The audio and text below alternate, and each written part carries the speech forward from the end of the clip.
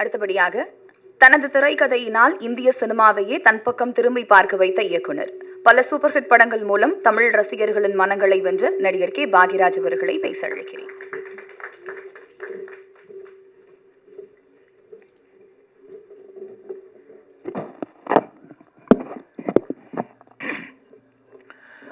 பிடி சார் திரைப்படத்தினுடைய வெற்றி விழாவுக்கு வந்திருக்கும் மரியாதைக்குரிய பத்திரிகை மற்றும் ஊடக நண்பர்கள் எல்லாத்துக்கும் என்னுடைய பணிவான வணக்கத்தை தெரிவிச்சுக்கிறேன்.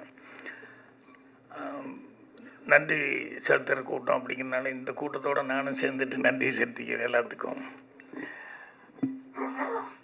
இந்த படத்தை பொறுத்த வரைக்கும் நான் நன்றி முதல்ல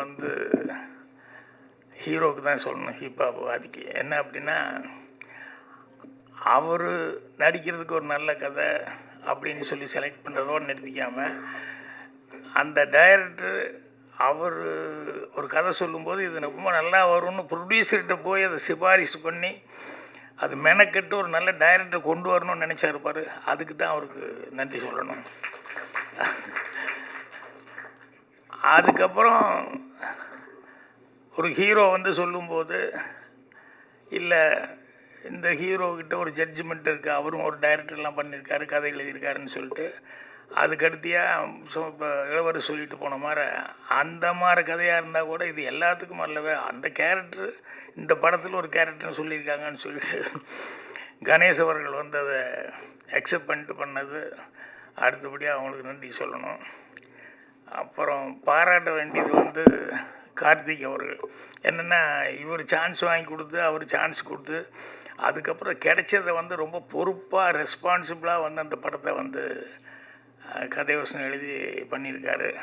அது தனக்கு கிடைச்ச ஒரு சந்தர்ப்பத்தை நல்லபடியாக பயன்படுத்திக்கிட்டார், கடுமையாக உழைச்சார் அப்படின்ட்டு அவருக்கு என்னுடைய பாராட்டை தெரிவிச்சுக்கிறேன். அவர் ஈரோட்டுக்காரருங்கிறது படம் ரிலீஸ்க்கு அப்புறம் தான் தெரிஞ்சிட்டு. நானும் ஈரோட்டில் பிறந்ததுனால பாசம் மட்டும் அதே மாதிரி இருக்கேன்னு சொல்லிட்டு என்ன ஷூட்டிங் அப்பெல்லாம் கவனிச்சிக்கிட்டு இருந்தேன். சரி, அந்த சைடாக தான் இருக்கணும் அப்படின்ட்டு. அப்புறம் நான் பிறந்த ஊரில் தான் அவரும் பிறந்திருக்காரு அப்படிங்கிறது அதுக்கப்புறம் தான் தெரிஞ்சுக்கிட்டேன். அது ஒரு கூடுதலான ஒரு சமாச்சாரமாக இருந்தது. சரி, நம்ம ஊர்லேருந்து ஒருத்தர் மறுபடியும் அவரும் வெற்றி கொடி நாட்டிட்டார் அப்படின்ட்டு. அப்புறம் இங்கே பேசும்போது இந்த தொகுத்து வழங்கின ஐஸ்வர்யா அதுக்கு பேசுறதுக்கு என்ன மேட்ரு இருக்குன்னே தெரியலையே, என்ன பேச போகுது அப்படின்னு சொல்லிட்டு இதை எல்லோரும் நன்றி சொல்லுவார்கள் அப்படி இப்படின்னு சொல்லி சுருக்கமாக முடிச்சுக்க போகுதுன்னு நினச்சா அவங்க பல விஷயங்களை சொன்னாங்க. படத்தை பற்றியெல்லாம் நிறைய விஷயங்கள் அது அந்த மெட்டீரியல் இதெல்லாம் ரெடி பண்ணி வச்சுக்கிட்டே வரும்போது எழுதிக்கிட்டே உட்காந்துருந்தாங்க. அதுக்கப்புறம் அவங்க பேசும்போது பரவாயில்லையே, விவரமாக பேசுகிறாங்க, நிறைய மேட்டர்லாம் ரெடி பண்ணிட்டான்னு. அப்புறம் இன்னொருத்தர் அவங்க பக்கத்துலேயே அந்த கடைசியில் உட்காந்து யாரோ ஒருத்தர் எழுதிட்டு இருந்தார், யாருன்னே தெரியல. அதுக்கப்புறம் பார்த்தா ஆர்ட் அவர் உட்காந்து என்னமோ நோட் பண்ணிகிட்டே இருக்கார் அப்படின்னு கவனித்தேன். அப்புறம் ஆர்டர்னு அப்புறம் சொன்னாங்க. அப்புறம் இப்போ பேசும்போது தான் கவனித்தேன், அவர் நிறைய விஷயம் வச்சுருக்காரு அப்படின்னு சொல்லிட்டு. அவர் சொல்லும்போது ஒரு விஷயம் சொன்னார், இந்த ரேப்பு அப்படி இப்படிங்கிறதெல்லாம் சொல்லி ஆண்கள் அப்படின்னே சொல்லி அது தவிர்க்க முடியாத ஒரு சமாச்சாரம். இந்த ஆண்களுக்கு ஏதோ ஒரு ஈர்ப்பு இருந்துகிட்டே இருக்குங்க, அது ஜீன்ஸ்லேயே ஏதோ இருக்குன்னு நினைக்கிறேன். பெண்கள்னாலே ஆண்கள் அப்படின்னு சொல்லி ஒரு ஈர்ப்பு அப்படிங்கிறது அது ஆராய்ச்சி பண்ணி தான் கண்டுபிடிக்கணும். ஏன்னா இது சொல்லுன்னு சொன்னோம்னா, பத்தினி சொல்லுன்னா லைனாக சொல்லுவான். நான் சொன்ன மாதிரி தமிழ்ந்தி சாவித்திரி அது இது நாராயணன் இப்படி ஏதாவது சொல்லிக்கிட்டே போயிட்டுருப்பாங்க.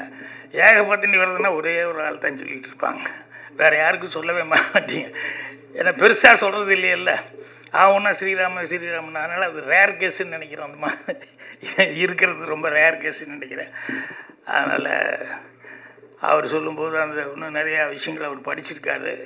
காரணம் நேரம் கருதி கம்மியான விஷயங்கள் மட்டும் சொன்னார்.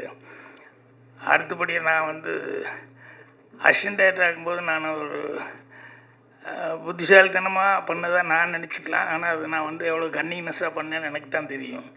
என்னென்னா, இந்த அசிஸ்டன்ட் டைரக்டர் ஆகும்போது கிளாப் கொடுத்துருவாங்க. அந்த கிளாப்பு நம்ம தான் கிளாப் அடிக்கணும். அப்புறம் அது அவ்வளோ பெருசாக அதை தூக்கிட்டே சுற்றிட்டு இருக்கணும். அதோடைய இந்த டைலாகு ஸ்கிரிப்ட் அது இதெல்லாம் வச்சுட்டு இது கிளாப் அடிக்கிறதுனா ஒவ்வொரு ஷாட்டுக்கும் அங்கே நம்ம ரெடியாக இருந்து கிளாப் காமிக்கணும், இல்லைன்னா அடிக்கணும்.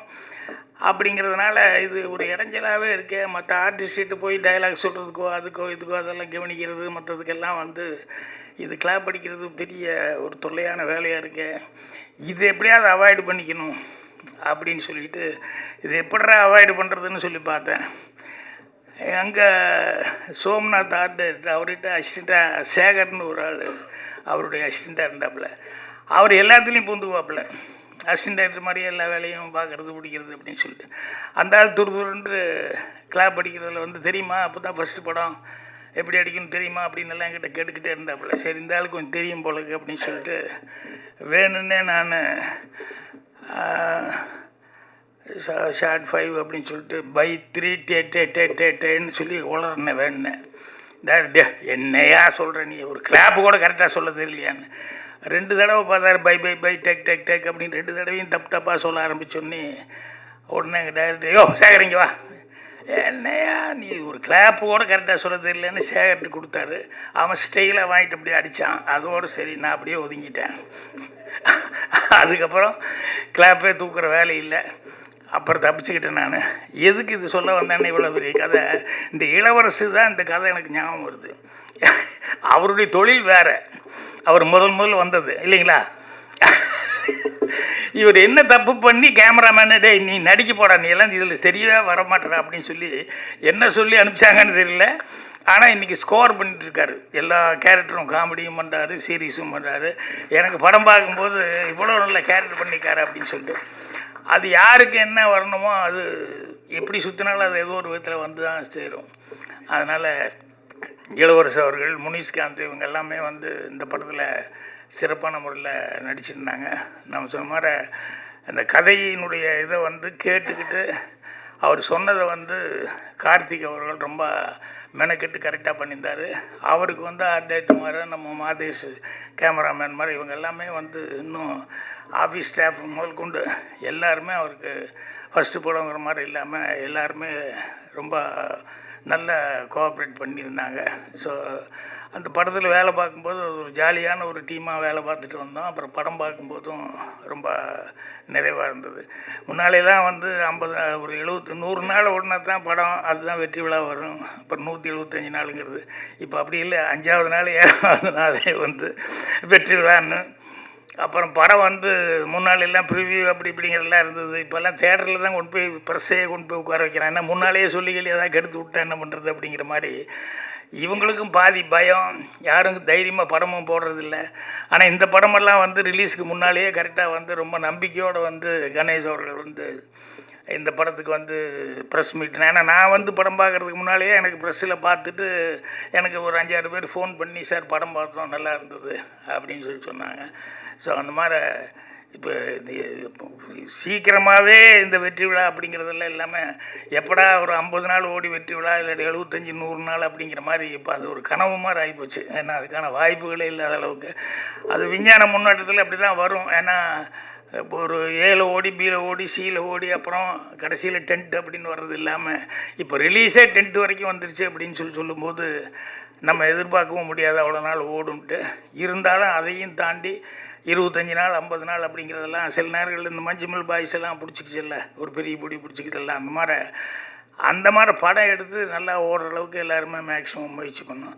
ஸோ இந்த படத்துக்கு பத்திரிகையாளர்கள் உண்மையிலேயே ஒரு நல்ல ஒரு விமர்சனங்களை கொடுத்து உங்களுடைய சப்போர்ட்டுங்கிறது பெரிய லெவலில் இருந்தது. அதனால் மேலும் மேலும் இந்த மாதிரி டீம் வளர்கிறதுக்கு பத்திரிகையாளர்களுடைய இதே மாதிரி சப்போர்ட் இருக்குன்னு சொல்லி கேட்டு என்னுடைய மனமார்ந்த நன்றியை தெரிவிச்சுக்கிறேன். நன்றி, வணக்கம்.